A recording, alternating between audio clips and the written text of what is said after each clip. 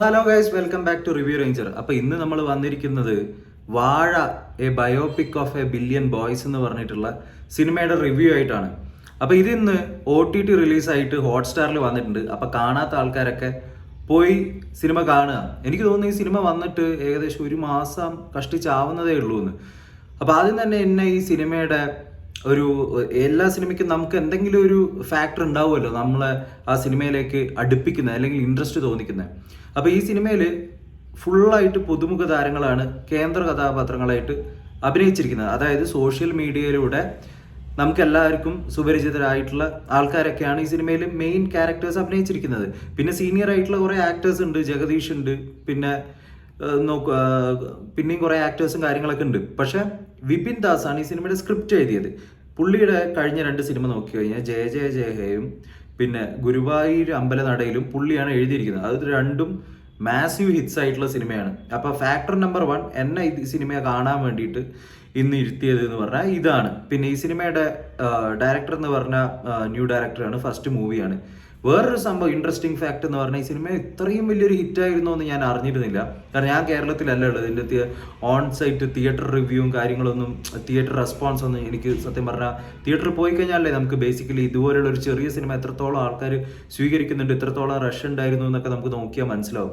അപ്പോൾ ഈ സിനിമയുടെ നെറ്റിൽ നോക്കുമ്പോൾ 4 കോടിക്ക് ചെയ്ത ഈ സിനിമ 40 കോടിയോളം രൂപ ഉണ്ടാക്കി എന്നാണ് കാണിക്കുന്നത്. ഈ സിനിമ കണ്ടിട്ടുള്ള ആൾക്കാരൊക്കെ കമന്റ് ഡൗൺ ബിലോ എന്താണ് നിങ്ങൾക്ക് തോന്നിയതെന്ന് വെച്ച് കഴിഞ്ഞാൽ, നമ്മളെല്ലാവരും കേട്ടിരിക്കാൻ സാധ്യതയുള്ള ഒരു പദമാണ് അല്ലേ, വീട്ടിലൊരു വാഴ വെച്ചാൽ മതിയായിരുന്നു, അതിലും നല്ലത് അതായിരിക്കും എന്നൊക്കെ വെച്ചിട്ടുള്ള ഒരു സംഭവം, ഒരു ടാഗ് ലൈൻ എല്ലാവരുടെയും ജീവിതത്തിൽ ചിലപ്പോൾ കടന്നു പോകുമ്പോൾ കേട്ടിട്ടുണ്ടാവുന്ന ഒരു എന്താ പറയുക ഒരു സംഭവം ആയിരിക്കാം. അപ്പോൾ ആ ഒരു ഫാക്ടറിനെ വെച്ചുകൊണ്ടാണ് ഈ കഥ ഡെവലപ്പ് ചെയ്തിരിക്കുന്നത്. അതായത് ഒരു പറ്റം ചെറുപ്പക്കാർ എല്ലാവരും പഠിക്കാൻ മികച്ചവരും അല്ലെങ്കിൽ എല്ലാവർക്കും ഇത്രത്തോളം കഴിവുണ്ടാവണം എന്നൊന്നും ഒരു നിർബന്ധമില്ല. എല്ലാ ആൾക്കാർക്കും ഉള്ള എന്തെങ്കിലും കഴിവും കാര്യങ്ങളൊക്കെ ഉണ്ടാവും. ആ കഴിവ് കണ്ടെത്തി അവർ ജീവിതത്തിലോട്ടേക്ക് മുന്നിലോട്ടേക്ക് വരിക, അല്ലെങ്കിൽ അവർക്ക് ഇഷ്ടമുള്ള കാര്യങ്ങൾ ചെയ്ത് ജീവിക്കുക എന്നുള്ളതേ ഉള്ളൂ. എന്നെ സംബന്ധിച്ചിടത്തോളം ഒരാളുടെ ലൈഫ് എന്ന് പറഞ്ഞു കഴിഞ്ഞാൽ, ഒരു പർപ്പസ് ഓഫ് ലൈഫ് എന്ന് പറഞ്ഞാൽ ഇറ്റ്സ് ടു ലീവ്. അത് ഏറ്റവും മനോഹരമായി നിങ്ങൾക്ക് ജീവിക്കാൻ പറ്റുന്ന രീതിയിൽ ജീവിക്കുക, അത്രേ ഉള്ളൂ. അല്ലാതെ എഞ്ചിനീയർ ആവുക, ഡോക്ടർ ആവുക, അല്ലാണ്ട് ആരെങ്കിലും ഇങ്ങനെ കുത്തി വെച്ച് അല്ലെങ്കിൽ ഇതാവുക, ആരുടെങ്കിലും സ്വപ്നങ്ങൾ ഇതാക്കാൻ വേണ്ടി ഒരാൾക്ക് ഇഷ്ടമല്ലാത്ത ഒരു തരത്തിലോട്ടേക്ക് പോയി കഴിഞ്ഞാൽ അയാൾ മെൻ്റലി ഡിപ്രസ്ഡ് ആവുകയും ഫെയിലിയർ ആവുകയൊക്കെ ഉള്ളൂ. നേരെ മറിച്ച് നമുക്ക് ഇഷ്ടമുള്ള ഒരു കാര്യം നമ്മളൊരു 10 പ്രാവശ്യം തോറ്റിട്ടാണെങ്കിലും നമ്മൾ അവസാനം അടുത്ത പ്രാവശ്യം ചിലപ്പോൾ നമ്മൾ വിജയിക്കും, അത് ഉറപ്പ് തന്നെയാണ്. അതിൻ്റെയൊക്കെ ഉള്ളൊരു മെസ്സേജൊക്കെ തരുന്നൊരു കൈൻഡ് ഓഫ് മൂവിയാണ്. എന്നാലും വിപിൻ ദാസിൻ്റെ ഒരു ഡയറക്ടോറിയൽ വെച്ചിട്ട് പുള്ളി ഡയറക്റ്റ് ചെയ്ത സിനിമയല്ല ഇത്. അപ്പോൾ പുള്ളിയുടെ സ്ക്രിപ്റ്റ് എഴുതിയ സിനിമകളിൽ വെച്ചിട്ട് നോക്കുമ്പോൾ ഗുരുവായൂർ അമ്പലനടയിലും ജയ ജയ ജയയാണ് ഒരു മേക്കിംഗ് സ്റ്റൈലൊക്കെ വെച്ചിട്ട് എനിക്ക് പേഴ്സണലി 100% സാറ്റിസ്ഫാക്ഷൻ തന്ന സിനിമകൾ എന്ന് പറഞ്ഞാൽ, എന്തോ ഈ സിനിമയുടെ മെസ്സേജും കാര്യങ്ങളൊക്കെ ഉണ്ടെങ്കിലും അല്ലെങ്കിൽ അത്യാവശ്യം നല്ല ഹ്യൂമറൊക്കെ ആയിട്ട് പോകുന്നുണ്ടെങ്കിലും OTT വാച്ചായിട്ട് കണ്ടപ്പം ആദ്യത്തെ ഒരു ഫസ്റ്റ് ഹാഫ് സംഭവങ്ങളൊക്കെ ഭയങ്കര ഇൻട്രസ്റ്റിംഗ് ആയിട്ടൊന്നും തോന്നിയിട്ടൊന്നുമില്ല.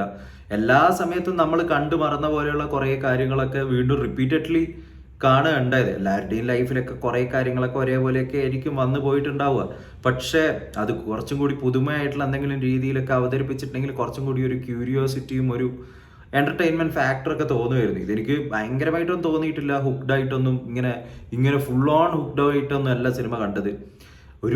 ജസ്റ്റ് ഒരു സിമ്പിൾ വാച്ച്, വെറുതെ ഇങ്ങനെ ഇരുന്ന് കാണാം. യൂട്യൂബിലൊക്കെ ഇപ്പോൾ സത്യം പറഞ്ഞു കഴിഞ്ഞാൽ ഇവരെ കരിക്ക് പോലെയുള്ള വെബ് സീരീസ് ഒക്കെ ചെയ്യുന്ന ആ ഒരു സ്റ്റാൻഡേർഡിൽ തന്നെ ഇത് ചെയ്തതായിട്ടൊക്കെയാണ് എനിക്ക് ഫസ്റ്റ് ഹാഫിലൊക്കെ പിന്നെ തോന്നിയത്. പിന്നെ സെക്കൻഡ് ഹാഫിൽ കുറച്ച് ഇമോഷണൽ ആയിട്ടുള്ള കാര്യങ്ങളും സംഭവങ്ങളൊക്കെ ഉണ്ട്. ഇവരുടെയൊക്കെ അച്ഛന്മാരുടെ കുറച്ച് അവർ അങ്ങനത്തെ ഉള്ളൊരു ഇമോഷണൽ ഹുക്കിംഗ് ആയിട്ടുള്ള കുറേ സംഭവങ്ങളും കാര്യങ്ങളൊക്കെ ഉണ്ട്.